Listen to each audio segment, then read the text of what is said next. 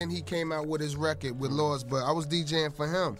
And before that, I was just DJing colleges or whatever. But yo, not for nothing, not to cut you off, and shit, but we did a show with them before, and Mr. Funky was acting just like that, Funky. Oh, yeah, like what the fuck was wrong with that? I think you're doing a show with them Sunday. I don't give a fuck. There was something really wrong with that nigga, man. And you know, I extend my hand to everybody. Like, you know what I'm saying? This nigga was acting up. Like, he had that way, but he chilled out, though. He chilled out. Yeah, he chilled out right now. It's going to be good. I don't like shit. You know me, I don't like shit like that. It's like we all part of a fraternity and shit. I'm with you, homie. You know what I mean? I'm with you, God, buddy. These niggas acting up and shit. You know what I was going to say is that I think hip-hop these days, and maybe it's just because I'm actually involved in it for the first time that it's more likely to feel that way, but it feels like right now when I was a kid and I dreamed of hip-hop being like Super Friends.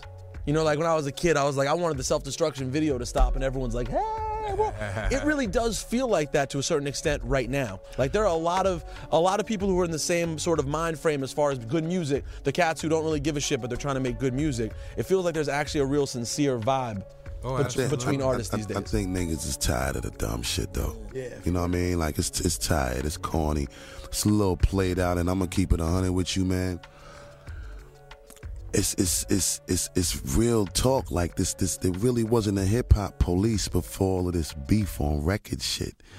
And niggas internet gangstering it out so crazy, man. You know what I'm saying? Like we kind of created this real uncomfortable situation for ourselves, trying to be on the record so tough and incriminating yourselves, man. You know what I mean? Like I'm not cut from that cloth. I'm cut from the cloth where niggas got a situation with you.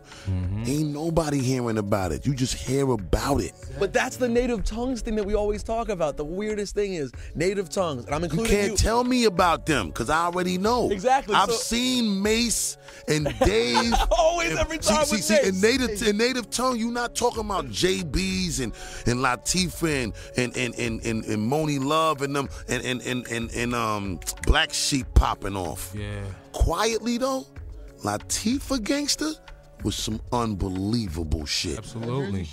I've seen a lot of things. Latifah Gangster is so serious, nigga.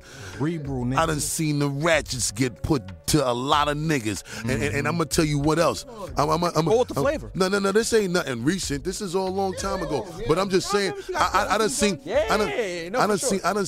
niggas try to deal with Chris Lighty in the club one time. I know how this story ends. At this club, I forget the name of this shit, man. And Booyah Tribe was in there. It was 3 floors, and Ice-T was in there. Booyah Tribe. Booyah Tribe and Ice-T, them niggas locked the whole top level down. Whoever was up there couldn't leave. Whoever was downstairs couldn't come up. Yeah. You could watch over onto the first floor. You seen Mason, them niggas, Paz and Dave. Them niggas was breaking niggas on glass tables. That daisy age shit. That speaks to exactly what you're saying. Like, and they ain't never advocate that in their songs. Right. That's what I'm saying. We wasn't on that. I knew anyone who was Violator, Native Tongue, all of you will smack you in the fucking face. Like all the way to Q-Tip. Anyone. It's like these cats. You don't talk shit on record. Yeah, Tip broke a nigga jaw for Leonardo DiCaprio. Don't get it fucked up. Be like this. Leo was probably shocked. It's not a thing where niggas gotta run around and be and advocate this shit all the time. You know what I'm saying? Niggas and all, nah, man. Yeah, that shit is tired now. Basically, that's the whole point. The impact is way better when a nigga don't hear you say shit, and you jumping out that car on him, and he see you face to face. That first look that you get out that nigga is priceless, cause he look like he's seen a ghost. I'm gonna have to take your word for it, man. Yeah. I've never done it. Hey, jump out on them, trust me, they look like when me and E. Sermon always talk about shit, man, I'll be like, well, even if I hear something about Bus, I'll be like, yo, my first words be like, your Bus will smack the shit out somebody. Thank you. Thank you. I'll be like, I don't give a fuck. I said, we all get busy or whatever. I said, but niggas don't want to fuck with Bus. Bus will smack the shit out somebody. My shit I tell niggas is, or you ever get a nigga a pound? You ever feel how he give you a fucking pound, nigga? How rugged this nigga hands be? You ever seen Like King Kong, baby brother. You ever seen like when Elmer bricks? Fudd, when Elmer Fudd used to shoot This Daffy nigga Duck smacked in the the shit fucking out somebody face? with them fucking hands, B. I'm talking about Elmer Fudd shooting somebody in the face and Daffy Duck motherfucking Bill being in the back. Smack your lips to the back of your motherfucking That happens head. when he daps me up. That's what happens. It's that crazy. Look, I'm man. saying a nigga give you a flimsy handshake, you gonna That's look exactly- at the nigga on some pussy shit. Nah, hell yeah. I'm gonna keep it 100. A I nigga shake give me a flimsy everybody's hand handshake. thorough as I'm hell. looking at a nigga like, yo, you really ain't respecting a nigga. I'll shake his hands this going on the 12th time. Let him know where I'm at, nigga. I'm your homie, nigga. You guys have been shaking hands all day. That's my dude, though, but real talk. When me and E talk, man, I be telling E straight off the back. I say Busta Rhymes will smack the shit out somebody. It's very Straight true. up. Yo, speaking of Redman dapping people up, one of my favorite things that ever happened in life is Muddy Waters came out, and you did a in-store rest in peace at Tower Records. What a great fucking place that has gone forever. I have many memories from there. But you did a Tower Records in D.C. Yeah, that's the Dr. Green something out on. What, the Muddy Waters one? Yeah, was he on that album?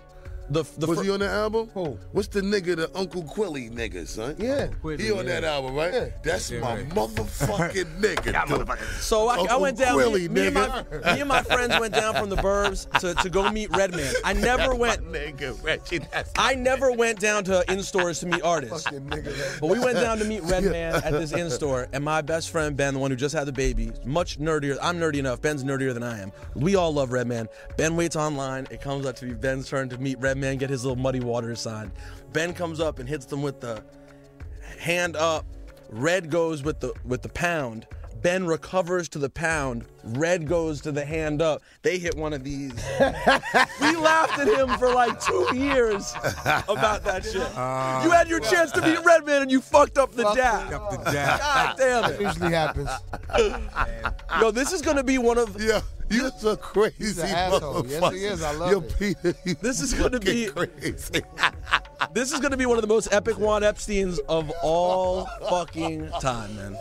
Yo, you know why they call it Juan Epstein, Yeah. Bus? Let me just put Bus on. Juan, they call it, what is it, y'all? Juan Epstein? Yeah, they call it Juan Epstein because you got Spanish and a Jew. Freaking in the Jew. Juan Epstein, B? Yeah, the funny thing is that the big artists never know the podcast. The nerd fans, they're like 5,000-10,000 people, like the most hardcore internet, but like listen, we hip hop had- lovers love this shit. Like we had Large Pro on Juan Epstein talking about like making beat, like how he made Let the Rhythm Hit Him album and nobody knew, like how he met Nas, introduced Nas to the R, like Yeah, I love Large Professor, Yeah, son. ill- Yo, speaking ill of hip-hop Large Pro, shit. I remember I used to drive to Flushing. Like, remember when I said, and the whole world's looking at me on When Disaster Strikes album, I think. And I'm like, my interruption caused a major concussion. Need a couple buffering. My post-production, follow my instruction. Some by the weed out in Flushing. I was talking about going to visit Large Pro during that time frame when I put that in the song. And I used to buy the weed from a Russian in Flushing. So I used to talk about that shit. When I was going to see Large Professor at that time, I sat and watched him make the halftime beat that ended up on Nas' album for me. Watch that? That For was you? my beat. For Busta Leader. Halftime was for Busta Rhymes' solo project. See what just happened right there? That's your Juan Ep Juan moment. Epstein. That's a Juan Epstein moment. That's when people find out some shit that they would never know otherwise. For you. Halftime was for Halftime you. beat was for me. And I didn't know what to do with it. Nice. And he gave it to Nas. And when I heard what Nas did to it, It worked out. I couldn't even be mad because I was like, yo, I wouldn't have did that to the beat. So I was just enjoying what that shit was. But when I heard it, I was like, oh shit, why the fuck I ain't hear this shit on that motherfucker? All right, we now have to let Red and Meth go finish their promo. we getting the wrap up. Getting the wrap up. Manager wrap up, man. Yo, I fuck can't- the system, man. Can't really complain. Fuck the We man. got an hour and 10 minutes with Oh, them. I'm trying to get the fuck out of here. I don't know what the fuck. Fuck that. Red and Meth in the building. Album out. BO2. Busta Bus in the building. yeah. Rap on his BS. Pick Yeah, it up, baby. yeah. We in the building. Believe that. So one last story. We done told so many of them and shit. And this is early Wu-Tang. We still getting $35 a show and shit. The peace. You know what I'm saying? That's less than $5 a person. Bus drove me to the fucking ferry and dropped me off. Oh shit! And then The Pathfinder? Nah, the Forerunner. and then after he dropped me.